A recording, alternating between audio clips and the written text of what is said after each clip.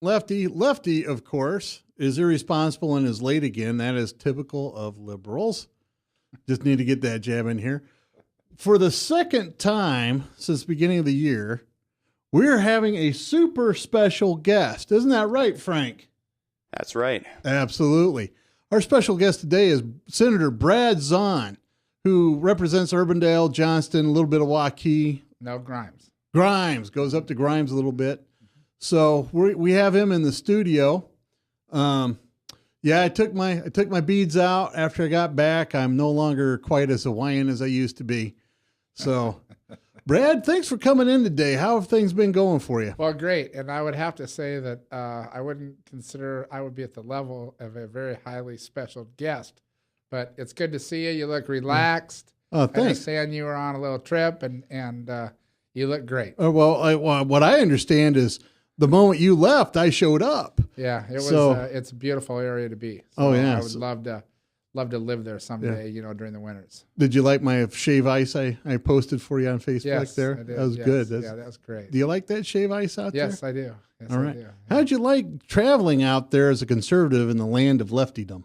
Actually, there was a couple times when we took tours where some very extreme liberal views were broadcast that were very inaccurate to all of us in the tour group that I had to correct the tour guide. But you know what? I kind of decided that where I was at where I was at the island that I was on, I could probably handle it because it's about 75 to 85 degrees every day consistently. Yep. There's all the chickens I would ever be able to eat for the rest of my life on that island. That's right. And so really everybody was great people, and definitely they have a leftist view.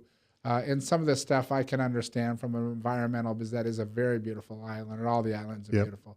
So it was a great place to be. Kauai is where I was at, so I got along just fine. I really did. You know, I got the opportunity to spend a little bit of time in some of those really nice little places where they serve you a cold beverage. Yes. Some of that barley pop, and so I enjoyed spending a lot of time and talking to some of the different people around there. Yeah, that's a very interesting. It's a very interesting culture. What is when we were out there, the big thing was when we were out there, that was the anniversary of Queen Liliuokalani being deposed. And they were talking about how they wanted their Hawaiian island backs just for the natives and all this. And so one of the people that was talking, I said, so you guys are going to go back to a monarchy? Well, no, we're not going to do that. Well, what are you going to do? Well, it's going to be a constitutional monarchy. Okay. And I'm like, fine, if that's what you want, Right. But, I think the people of Hawaii voted long ago, and I think it was 1959 to become a state. And, there is this very small population that would like to return it to a constitutional monarchy, but I think for overall they're happy the way they are. I don't think they're so all either. pretty happy. And, what really surprised me is the medium income, and don't ask me to quote it, but it's fairly low considering the cost of living is so astronomically high there. Absolutely. And in fact, that was one of the subjects that was brought up at this medical committee or medical conference that I was at, is the many factors that go in the cost of living. One, they have to ship everything there. But the second thing is they've been afraid of big retailers. They really don't want Kmart's and Sears and Costco's and Walmart's all over the island. Well, on the Big Island, they have a Costco and a Target that have lowered the prices significantly. The second thing is most of these, you always have speculators. The speculators come in, buy all the land, and now the Hawaiians can't afford to live there. So it was a very interesting discussion. So you've introduced a very controversial bill about eliminating traffic cams, making them illegal. Give us a little bit of a background and tell us what your bill says. Well, I have several bills. All right. There's a lot of problems with these traffic cameras, and I actually met with the transportation chair and the Department of Transportation today to figure out what direction that we're going to go. I will probably this be the first that I would say publicly. There will be a traffic camera bill on that we will be discussing in the Iowa Senate that will probably be voted on. Really, Pat, my biggest concern is that there seems like there's a proliferation of these cameras all over the state of Iowa. And I think Iowans, are being taken advantage of. I just talked to someone today at the Capitol that has told me that they received a fine up in Sioux City for going 10 miles an hour over the speed limit, and he got a ticket in the mail for $160. I mean, I think it's a little bit excessive. There's an example of a small community in southeastern Iowa with a population of 1,431 people that are considering installing a red light traffic camera. I'd really scratch my head and question, around that town square when there's 1,431 people, and this is way off the interstate system, if there's really a lot of accidents that justifies this camera. Not to mention, I have a problem with due process. I don't think it's right. You're guilty, and then we have the opposite that was created by our founding fathers. I can go on and on and on. I mean, there's a lot of reasons and problems with this. Not to mention, most of the viewers out there probably don't realize that anywhere from 40 to 60% of that money goes to an out-of-state, out-of-country company. It doesn't go to your community. Well, so it's just really problematic. Well, would you be more comfortable if these municipalities simply call it a tax?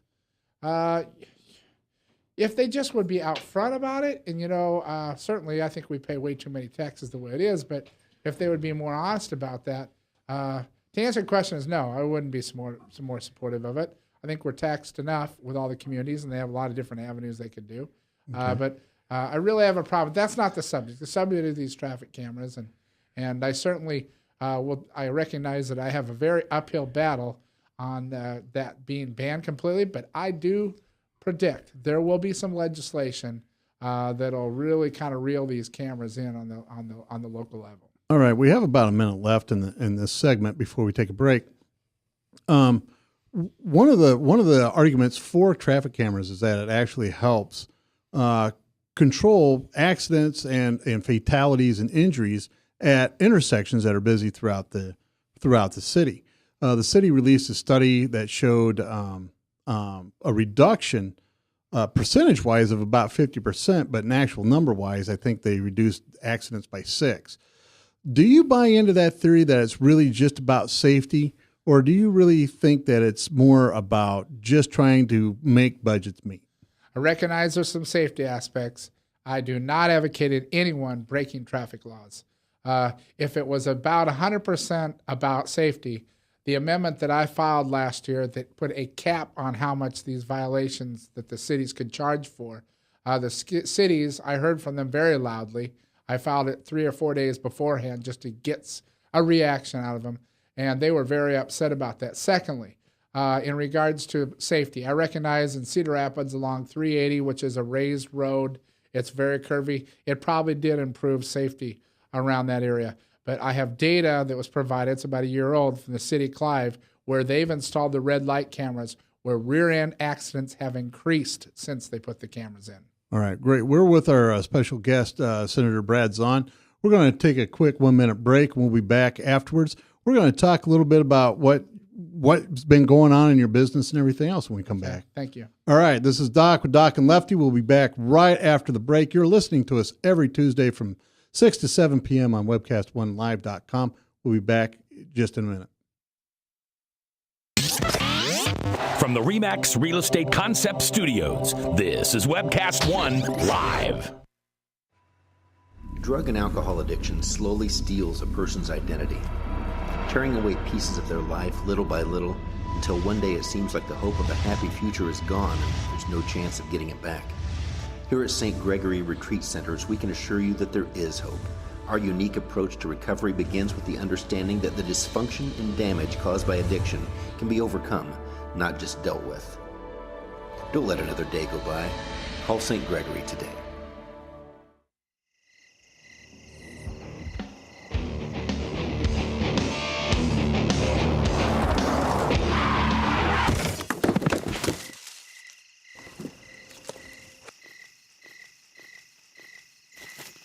It's like they want to get hit. Need a body shop? Minor Wreck Express saves you time and money. This is Doc with Doc and Lefty. Oh my goodness, Lefty actually made it. How's it going? Doing all right. You look like you just rolled out of bed. Did you forget it was Tuesday? I did not forget it was Tuesday, but I had a lot of work to do at the office today, and as our good friend and our special guest, the senator, knows that when you run a small business, sometimes it runs you. And so I was getting together some things that I probably could have left until tomorrow, except that I sort of told the guy that it'd get in the mail. And when you certify a particular postmark date, if you go past that, it's kind of a problem. So I had to get that stuff done. And it's a shame. It's a shame that I was late today for a number of reasons. One, welcome back. Oh, thank you. But two, you started off with the traffic cam, and as the designated wacky liberal of the group here, this is something that the senator and I agree very strongly on. I've had a problem with the traffic cams since I think they came from it was someplace out east. The initial studies were not done in the Midwest; they were done out east. These experimental things, and you know more about this than me, but they came in, and I was at the first arguments at the Supreme Court level, the ACLU and the city of Davenport, and listened to Justice Wiggins just pillory the city of Davenport attorney, and thought to myself, well, first of all, Justice Wiggins is kind of a jerk in that sort of like hard questioning kind of sense, not personally. I happen to know him personally. He's a really nice guy. But the city attorney had no answers for his questions, and it got me thinking that these things are just a revenue booster. That's all there is to it. That's all there is to it. It has nothing to do with safety. It puts a person in a position to get a criminal penalty when a no police officer investigates the crime, deprives them of due process, and I think they're a problem. Well, Brad and I and you all agree on that. I mean, that's exactly what he said. Ice cream. Oh yeah, let's all, show's over. You know, I'll tell you that really, and I've heard from thousands of Iowans, this is not a partisan thing. It's not. I will tell you that last year I had an amendment to ban these things. The House actually did it, and I had the votes on the floor to get this bill through, and it was because it was ruled out of order, non-germane. I did not get that to advance. I'll tell you what I've noticed. It's almost more of a younger versus older argument. Older people seem to somewhat favor these traffic cameras more than the younger people just can't stand them. Yeah. Well, you know, it's an economic hardship. Yep. I do have a car that goes very fast, and you know I can't go down 235 simply because if I'm in sixth gear, I can't go less than 70. So well, why? But hold on a second. I mean, the natural response would be, why you got to be in sixth gear? Well, why have a car that goes fast if you can't go fast? No, I'm clowning around about that. But the bottom line is it's an economic hardship for people that are young, particularly in this economy. You know, if they're driving down the road, and I've had several patients say, you know, I just got one of those tickets on the way over here. You know, last time I came to visit you. Well, you know, suddenly you're adding $80 to a, you know, $45 doctor's visit. Well, what frustrates me about the whole theory of it, and I think that the senator could probably speak to this better than I could, is that the traffic stop, even though there are lots and lots of problems with traffic stops, as we know, I mean, or there can be potentially lots and lots of problems, both on the law enforcement side and on the person that's being stopped, they're very important to how these things are regulated. And you take the power away from the police officer to investigate these things. I mean, I've been pulled over a few times, like when I was in high school and college, where the officer said, "Okay, you're going a little fast. So what were you doing?" And even though there is no legal excuse for ever speeding, and the county attorney will tell you that for sure, that investigator is able to assess the situation and make the judgment that he or she thought was best given the circumstances of the stop. And these take that control completely out of law enforcement's hands. Absolutely. Now, what I do know is, at least in Urbandale, they have a policeman that reviews that tape. But the problem is if you stop a little bit short and then go, it looks just like you're on the red line. Sure. So I'm all for Brad. Well, first of all, Urbandale doesn't have them, not to correct you, but the intention was... I meant Clive. Yeah. Is what I meant. Sorry. But Clive supposedly does have a police officer, and I could just give you all kinds of examples where the fine that was sent out was wrong. I actually just had someone send me a video, but you do get a videotape of it. Yep. Where it was someone that had just got off second shift. It was a snowstorm. There was nobody at 128th and Hickman Road, and you could see the video. They hit their brakes. Clearly, you can see their lights go on, and then they slid because of the snow, and they got a violation too as well. So, Yeah. So we're going to talk with Brad a little bit about his business and what he's doing now. 'Cause Well, he was with R&R for a bit, and now he's starting his own shop. I have a partner, and what we do is we're an IT staffing company, and located in West Des Moines. We also have a mobile apps development company, and it's really been a great business to be in, and I have great people that I work with. I hear those mobile apps are the next big thing. Well, that's a young versus Yeah. old kind of thing, because I don't know. mobile that's apps great. are going to be for corporations and companies what the websites were 15, 20 years ago. They're absolutely essential. They're absolutely essential. All right, so explain to us a little bit about where you develop your IT personnel that you can send out. We have an office in Chennai, India, so we have some recruiters there. We have several recruiters here in West Des Moines that go out there and we look for people. We send those people out to conferences like a SaaS conference or a BA and I'm talking IT stuff, information security conferences all over the United States. We find out most of the IT people that are out there. There's a lot of them that are full-time employed, but a lot of it's contract work. The larger corporations have a contract, like a 24-month contract, and we send our people out to find out when their contract's due, and if they got the talent that we think would make us look good, we just try to place them in different companies. About 60% of our business is outside of the state of Iowa, and 40% is in the state of Iowa. Oh, so that's why you're traveling a lot. Yes, I travel a lot. So, kind of, if you, I don't want to have you divulge any of the sort of the tricks of the trade for getting your business, but if there are any folks out there who are thinking about starting their own business, or especially in the IT field, were you able to do most of that with private equity financing, or how did you kind of get the ball rolling? Well, my partner started the company, and I'm an investor in the company. So to answer your question, no, I didn't have to get any loans like that. He started with one employee, and worked like a second or third shift to raise, to build his business. And really, quite frankly, he worked all the time. And he started, kind of built the business up.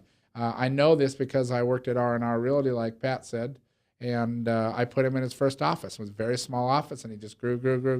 And he's the director of staffing, and I'm the director of sales and marketing, and it's a perfect match. Oh, yeah. A politician being a great salesman. Who would have thought that, right? I've always sold all my life, way before I was in public service. That's terrific. Now, what goes into developing an app? I would have to tell you, we have some great people that do that. People have to realize that what you're doing versus a website is you've got to build something that's functional on the size of a screen like this. Of course, the iPhone and the iPad is a lot easier because there's really only one platform they use. Droids, there's probably 60 platforms. Then, of course, you get into the BlackBerry, and it's very challenging. You have to know what you're doing in regards to designing those so they don't get shut down, but there's so many different varieties of Androids that are out there. What's been the biggest challenge for you with your new career? Really, just having the time. Of course, being a public servant takes a lot of time. And he's, we've got something worked out with my business partner that allows me to do this. But travel, I travel a lot. Usually East Coast, South, West Coast.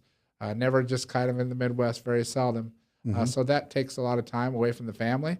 I do work around my Senate responsibilities. And have not missed any votes. I don't know that I don't think I've ever missed a vote because of my business. Probably have, if it's a personal situation with a family. But so it's just been a really good business. Who would ever think selling bolts and nuts on 70th and Douglas that I'd be in IT, which really, I can tell you that my expertise in IT has really grown vastly because I'm probably a lot like you, Pat. I mean, I'm very limited on what I can do. I'm a guy that opens up doors and sells our product, and then I let our people that know more about IT than me, finish it out. So. And that's a very smart strategy. Now, we're going to take another quick commercial break for about 1 minute. Who are you going to listen to this time, Frank? For the break, Tom Coates. All right, Tom Coates with Town Financial. So thanks to Tom and to Brian Leach for sponsoring the station. and helping us be able to put our show on the air. We'll be back after the break. There's some political questions I want to ask Brad. And we're here every Tuesday from 6 to 7 p.m. on webcast1live.com. We'll be back right after the break. From the RE/MAX Real Estate Concept Studios, this is Webcast One Live. Whether you're 10, 25, 50, 80 years old and beyond, everyone needs to live within their means. I'm Tom Coates with Consumer Credit of America. For almost a quarter of a century, we've helped people of all ages learn to manage their personal finances to benefit them far into the future. When problems arise, we've got the experience you need to make those debt problems go away. Got financial problems? Call Consumer Credit of America. If Tom Coates from Consumer Credit of America was your personal webmaster, Tom would filter out all bad debt emails. If Tom was your mailman, you'd never get any debt reduction junk mail. If Tom Coates was a lineman, he'd block any phone calls offering to reduce your credit card debt. Hi, I'm Tom Coates with Consumer Credit of America, and we're still your best choice for credit counseling. We're local, we're accountable, and we can do more. You make the call when the time's right for you. When it comes to competition, there really is none for Consumer Credit of America. This is Doc with Doc and Lefty. Thanks for tuning in tonight. We have our very special Uber guest. Highest profile yet. Senator Brad Zahn. Thanks for joining us tonight, Brad. Well, you guys are pretty hard up if I'm the highest profile. Well, hey, that kind of hurt. We are hard up. He's speaking truth now. It is the first of the year, so let's assume that you're going to have a lot more important people than me. Well, I'm sure that all 6 people are really enjoying the talk that we're having. Yes. tonight. Well, no, we're at least up to 18. 18? Yeah, Well, I that's made good. my staff. I told my staff if they're not listening, they're getting fired. So, So you can track who's watching you? no. But, We're just guessing. yeah, we're praying. I did have a question though, and I don't know if you'd heard, but long time Iowa Senator Tom Harkin retired. I don't know if I'm breaking any news here I tonight. heard something about that. And I'm wondering, with all this high-profile national and international travel you've been doing, if you're considering, I know that you're starting a new business and you're pretty busy with that, but I'm wondering if you have been considering making a run for that seat in 2 years. To answer your question is yes, I am. Really, this is 2 years away. Mm-hmm. I've had a lot of people I've heard from. Really, you are one of the first people I heard from when this story did break. I've heard from, I'd say, over 100 people asking me to consider it. I would be, first of all, be premature to tell you for sure if I'm going to do it. Second of all, I want to see what the field looks like. There's certain people that I really don't want to promote on this show that I probably would not run if they got in. And secondly, my business is growing very well. I have had some conversations with my business partner, and he's very supportive of this if I do decide to do this. And we're still having the conversations at home with my wife and kids, but it is something that I would have to say that I'm very flattered that I would be considered for. I do think we need to send people to Washington, D.C. that are outsiders. I think we need, and that cuts both ways with Democrats and Republicans. Actually just filed a bill on term limits, which we really, I think, should consider for our national people as well. But I am considering it, and it would work with my business. Luckily, my business has been very good. So we'll see what happens. Time will tell. Just as an aside, Blake saw how hard I worked when we were running with each other. Mm-hmm. That's the way I like to phrase it. And Blake saw how hard I worked, and he can also tell you that the most frustrating thing that I would bitch at him, that I would complain to him about, was, I would say, I just went to this neighborhood, knocked on all these doors, and they always said, there's a guy named Brad Zahn just came through here. He beat me every time at every neighborhood. This is the hardest working politician we got in Iowa. And for my money, that's the kind of guy we need. The guy is willing to go out there, pound the pavement, work hard, find out what he needs to do, be able to delegate the things that he knows is beyond his expertise, and be able to listen to what the people have to say. That's just my own personal thing. I hope I didn't say anything that offended you there. No. First of all, I didn't deserve that. That's very nice of you to say that. I do work hard when I campaign. When I ran for mayor would be a great example. I hit every door in Urbandale to run against a 20-year sitting mayor. I did the exact same thing when I ran for state senate. I ran in a Democratic district and had some, and the results were very good. I won every Democratic precinct but one. I lost by like 6 votes. But I work hard, but I just want to have conversations. But I want to tell you, this is a great example. As I got an email from someone today that she sent me 3 different emails. They were all cut and paste emails about 3 different issues that were very liberal that she was advocating for. And I said to her, hey, this is where I'm at. Boom, boom, boom, boom. I'm a little pecker. I don't spend a lot of time and drag on my conversation. But she said to me, she goes, you know what? I appreciate you always responding.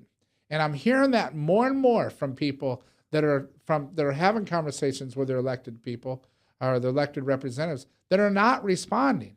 And, our job is to take all the phone calls, return all the phone calls, do as many forums as you can, but most importantly, do the legwork.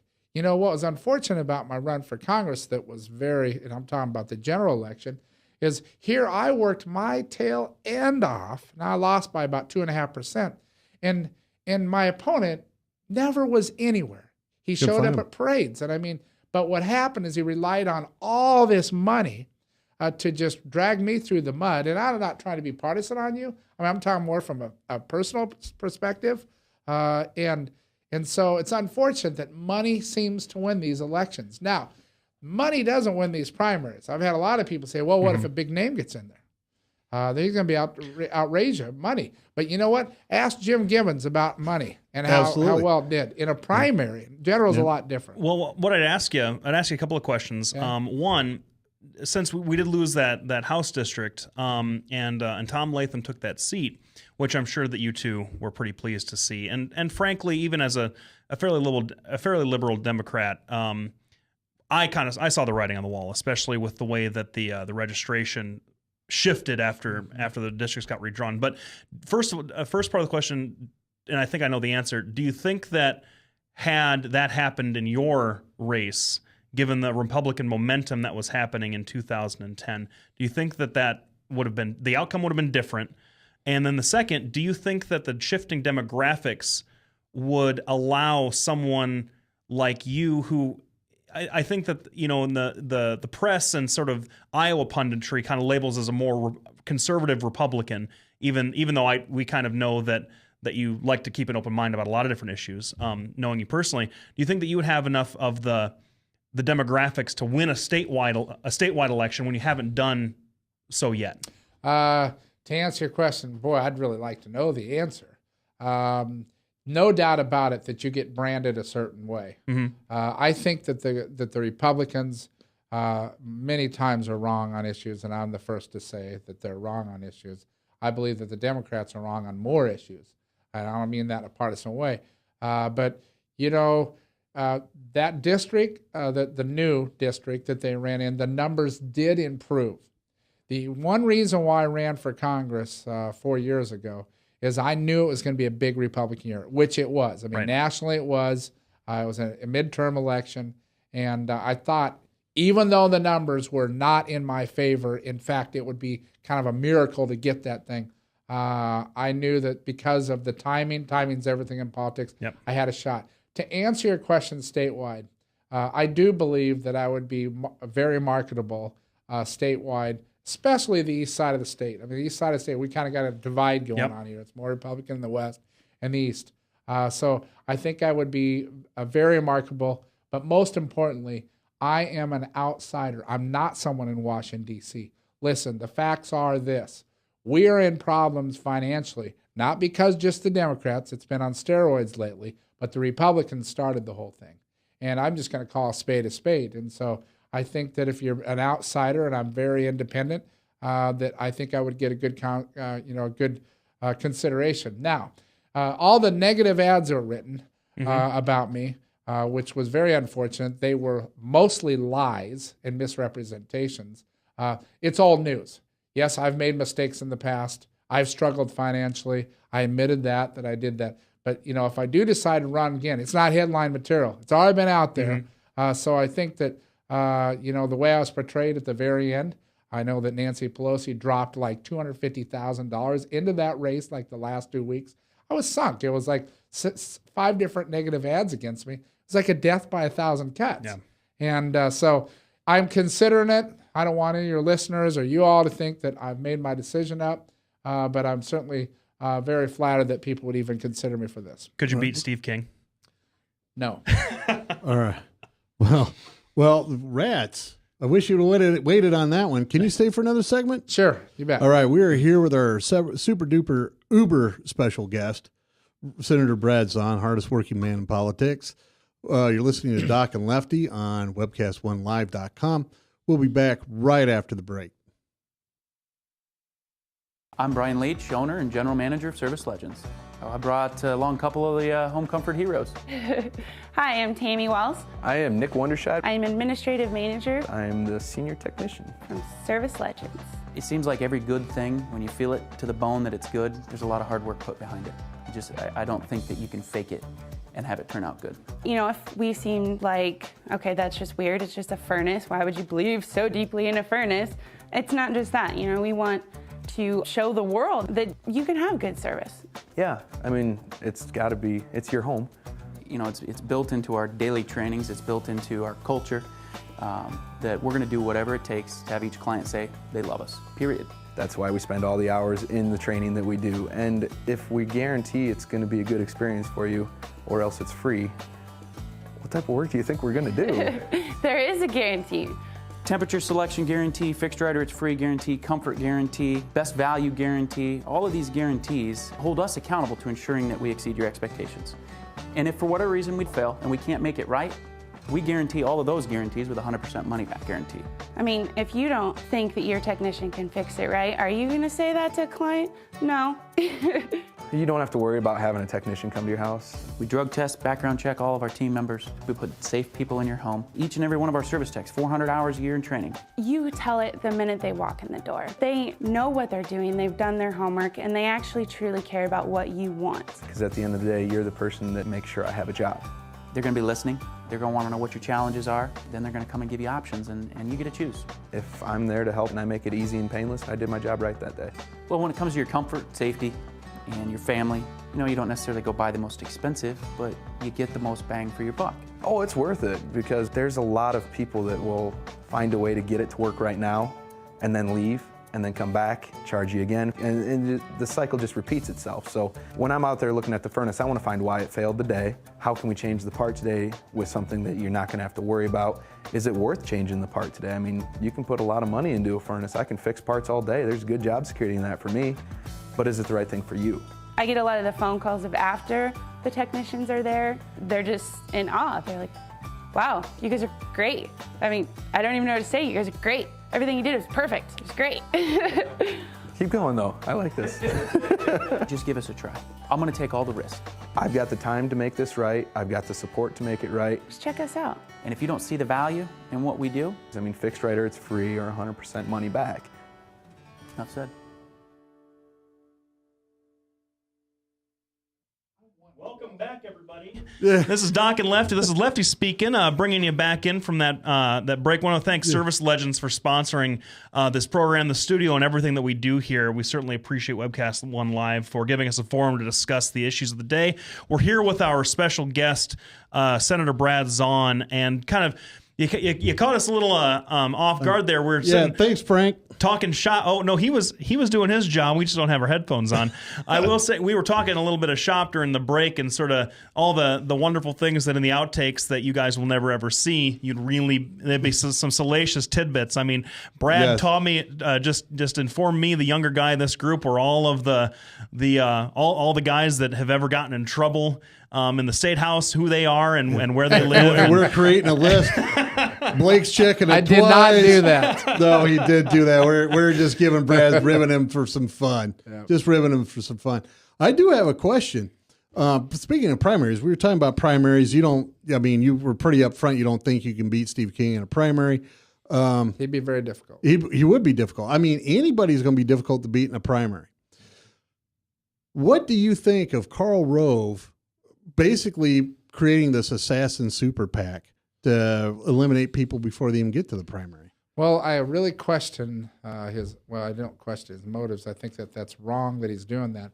Now, here's what I would tell you. I'm not here to defend what happened down in Missouri and the other state that happened. We all know, and Pat, you've been in the shoes up in Tame, Iowa. Yeah. You remember. Yeah. Where something just comes out. It's the end of the day. That day was like at 8 o'clock at night. I'll never forget when you made nationwide news on that. And I'm not going to go through it all. But thanks, because I've already apologized about 50 times, and that's how we started our show. That's right. 2 months ago. But the point I'm making. Oh, go ahead. I'm sorry. The point I'm making is you get tired and you say things sometimes. What you got to do is make sure you get your sleep and you shut your mouth when you do that.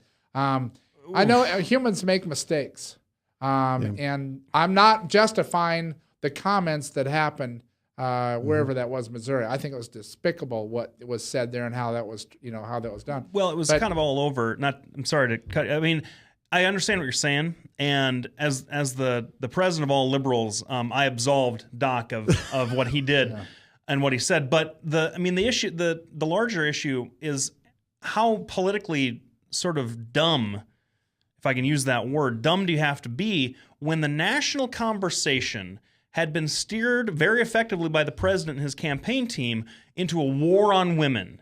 And to just come out and say those, knowing what the national mood that Mitt Romney was out of touch, the Republicans were out of touch, and then here you got Todd Aiken saying what he said. People make mistakes, but that seems like a pretty easy one not to make. That is a big mistake that I would never do. But we are humans. We do make mistakes from time to time. I think Mr. Rove's intention is, let's not let this happen again, and let's try to find maybe someone that's maybe less of a grenade thrower. But I think a lot of the times you just got to tell it the way it is, and even though it might sound a little bit offensive at times. But I also think that, I've been a public servant for a long time, and you sit around a mayor's desk when you got those heated city council meetings, when emotions are running high. You always got to take a deep breath, and I try to never let my emotions get involved when I have conversations with people. But I think to answer your question, I think Mr. Rove is trying to weed some of that stuff out. I don't agree with that. I think that we need to, there's a process, and we figure out who we want for the nominee. Well, he stated, Karl Rove over the weekend stated specifically that he's targeting people that are backed by the Libertarian Party or our branch of the Libertarian Party, and targeting people supported by the Tea Party, because he believes it drags the party too far right. Well, and so my thing would be, because he thinks that, one, they're damaging, and two, that they're irrelevant. That's basically the flavor that you got from the talks. Do you think that the Tea Party at this point is irrelevant? Are you kidding me? No. There's no organization with the Tea Party. It's a bunch of Americans that have said, I'm sick and tired of what's going on in Washington, D.C. They're really actually more the libertarians. They're everybody here. I mean, we had the opportunity as Republicans to embrace all the Ron Paul people that have got more involved. They had all this passion. They were younger, typically younger.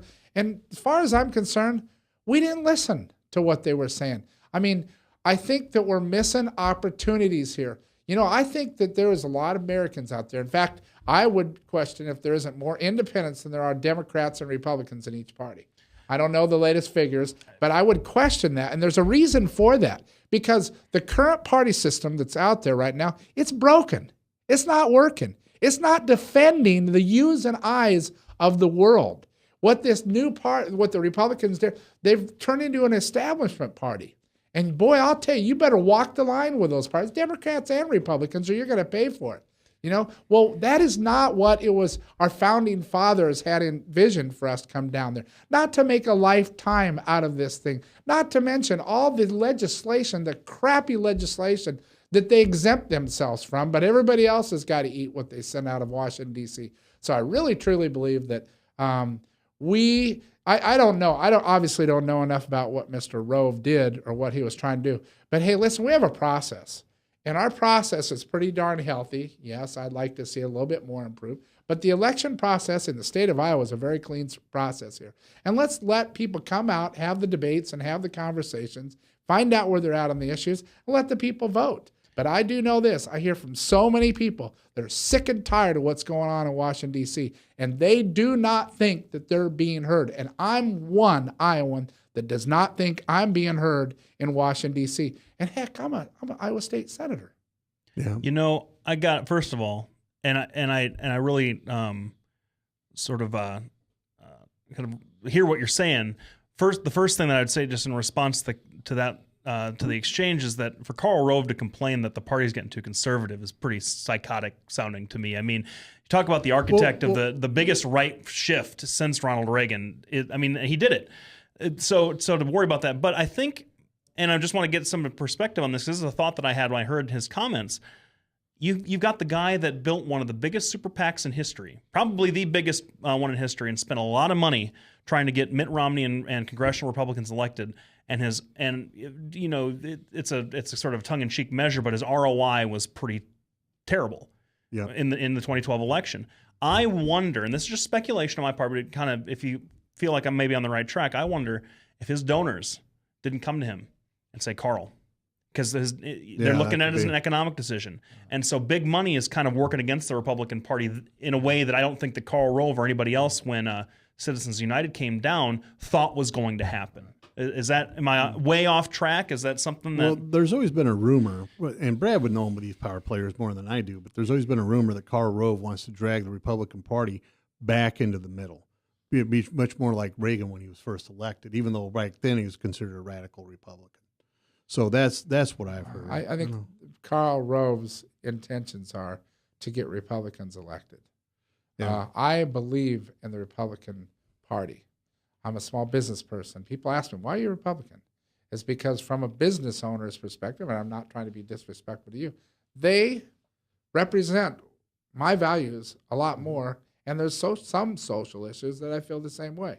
And but I think he's trying to get more Republicans.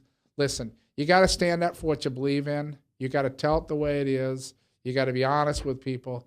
And I still believe that if you do those things, regardless of what party you're in, there's actually a bill down there to get rid of the straight party ticket voting. Absolutely. That I think you could sell in the state of Iowa. All right. Now we're going to take a break again. Can you stay around a little bit longer? Sure. You got to go. I planned on. All right, because I know you got a beautiful wife. I wouldn't want to be here talking to me if I could be home talking to my beautiful wife. Thank you for saying that. So we'll be back right after a short commercial break. You're listening to Doc and Lefty on webcast1live.com. We're here every Tuesday from 6 to 7 p.m.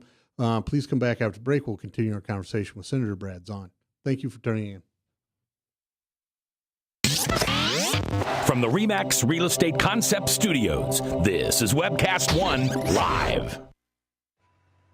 Drug and alcohol addiction slowly steals a person's identity, tearing away pieces of their life little by little until one day it seems like the hope of a happy future is gone and there's no chance of getting it back. Here at St. Gregory Retreat Centers, we can assure you that there is hope.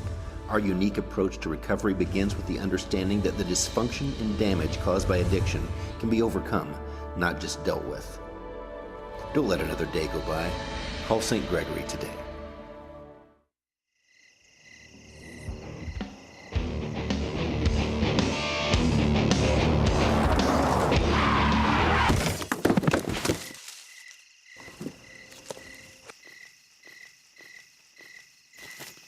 It's like they want to get hit. Need a body shop? Minor Wreck Express saves you time and money. Oh my goodness. We are back. This is Doc with Doc Lefty. We are so excited. Not only do we have a premier politician in Senator Brad Zahn joining us tonight, we have a new caller. Never heard from this guy before. Never heard from him. And by the way, our most frequent caller, Tim, found out he is going to have a little boy. Oh, that's great. So that's terrific. So yeah, Jeff, how you doing? Hello? Yeah. Oh, this is Tim. Oh, this is Tim. Your most frequent caller. All right. What a man. letdown. Oh, we're let down now. No, we're never let down, Tim. Frank's falling down on the job. I don't know what kind of holy water he's drinking in here. I guess I... No, Jeff. maybe they have bad phone service or something. All right. So what's up, I just wanted Tim? to call in and make a comment about what Brad Zahn had said about, just the state of the Libertarian Party and everything like that. I don't know.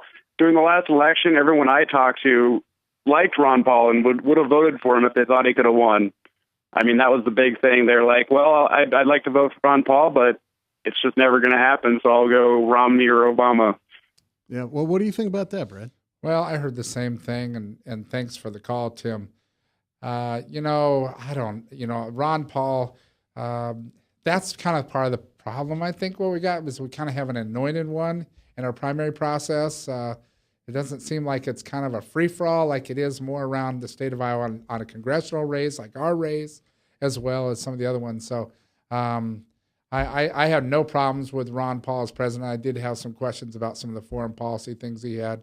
Agreed. But hey, listen, monetarily, he was right on. Mm-hmm. And really pretty much everything else he did, he was right on. So I got an opportunity to meet with him a couple times, and I certainly could have cast a vote for him. So, Tim, do you think that the Republican Party, the establishment Republican Party, is too in lockstep, where you have the loser of one primary and John McCain being the next nominee, and then you have the loser of that primary being Mitt Romney being the next nominee, so on and so forth down in history?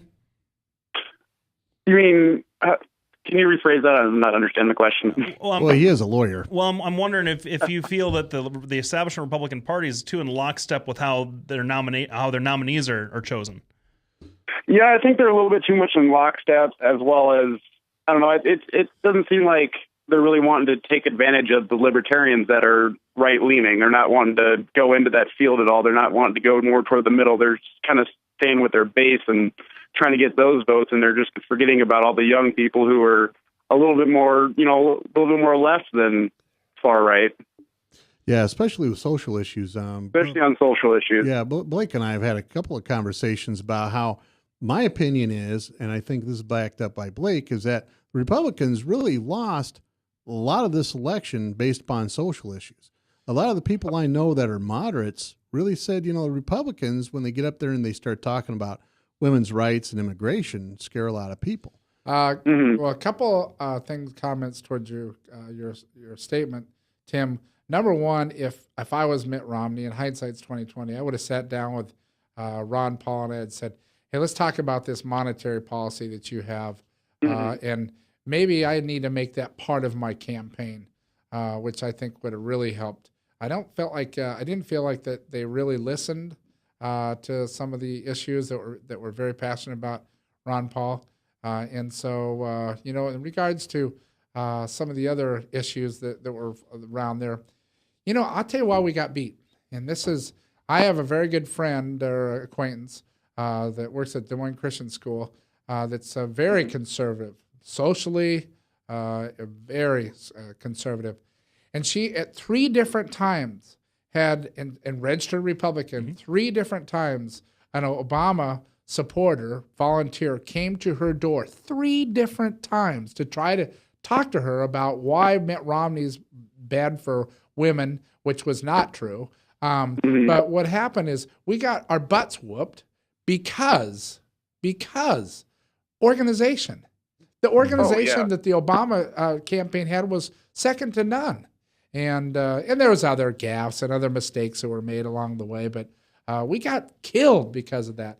It was portrayed that Mitt Romney was against anything to do with a woman. I mean, and I don't agree with that. I mean, certainly, for instance, social issues for me, it's very important. Some social issues are important to me, but I'm more interested in creating jobs. It's not my top priority. People think it's my top priority to ban traffic cams. It's not my top priority. I just happened to get in the news on that. That's just that's everywhere in the news I've seen. Well, Tim, we're gonna have to take another break here real quick. Is there anything you want to tell Senator Zahn? Oh, I just wanted to tell him to keep up the good work. I'm very supportive of him, and he can expect my vote for anything he runs for. Oh, wow. All right. That's really nice. Thank you very much, Tim. All right. No problem. We have Senator Brad Zahn. We want to thank him for showing up to our show today. We have another segment left. Thanks, Tim, for calling in. He's always a steadfast listener of ours. He's my favorite listener. He's my favorite listener, too. And we will be back right after this break. You're listening to Doc and Lefty on webcast1live.com. From the RE/MAX Real Estate Concept Studios, this is Webcast One Live.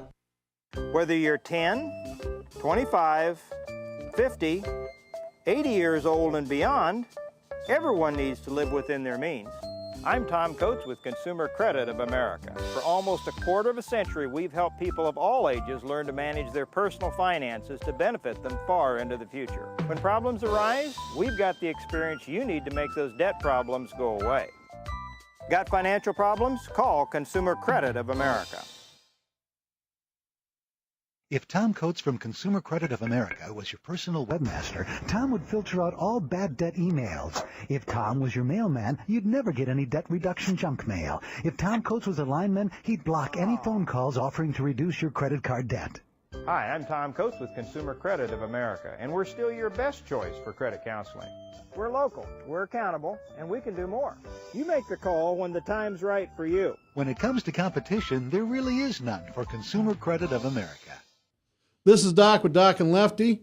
We are here with Lefty and our very special guest, Senator Brad Zahn, who has taken an entire hour out of his legislative day, out of his very business day, and out of his family day just to come down here and talk to me and the big mook over there in the corner, Lefty.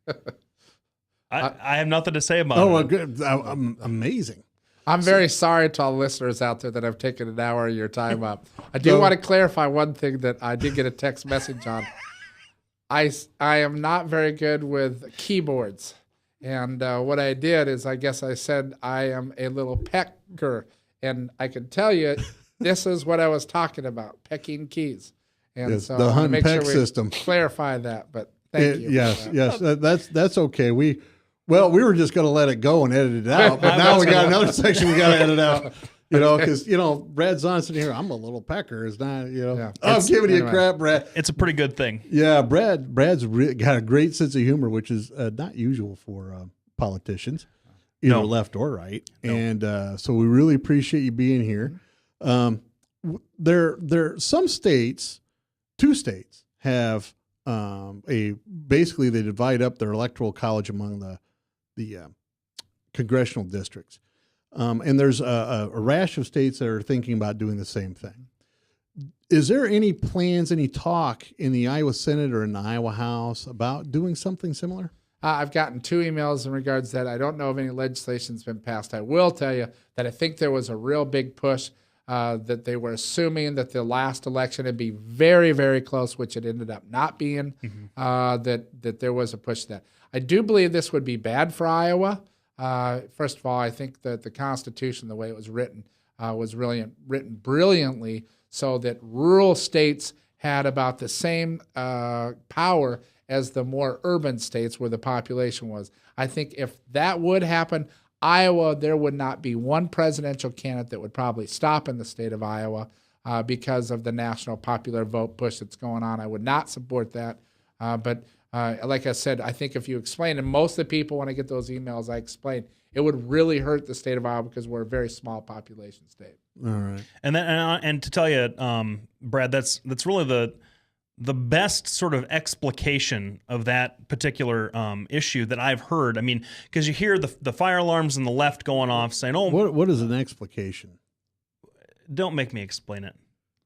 I have no idea what it is. I'm sorry to interrupt. Keep on going. Well, I use it, but I can't give you a definition off the top of my head. Basically, if you're going to explain the technical details of, I don't know, I'm making stuff up. I might have just misspoke. Oh, right. Who knows? Just go ahead. I'm a little pecker too. So, but no, the most honest sort of defense against this, because you have the folks on the left freaking out because, oh my gosh, Romney would have won if this had been in place in 2012, and then you have some folks on the right who are fending off attacks of changing the rules of the game since they lost, and having it more of a constitutional a federalism kind of take, I think is really refreshing. Mm-hmm.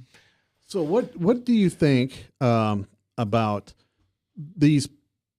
I'm not quite sure how to explain it. There's a group of people that think that we should have only a popular vote.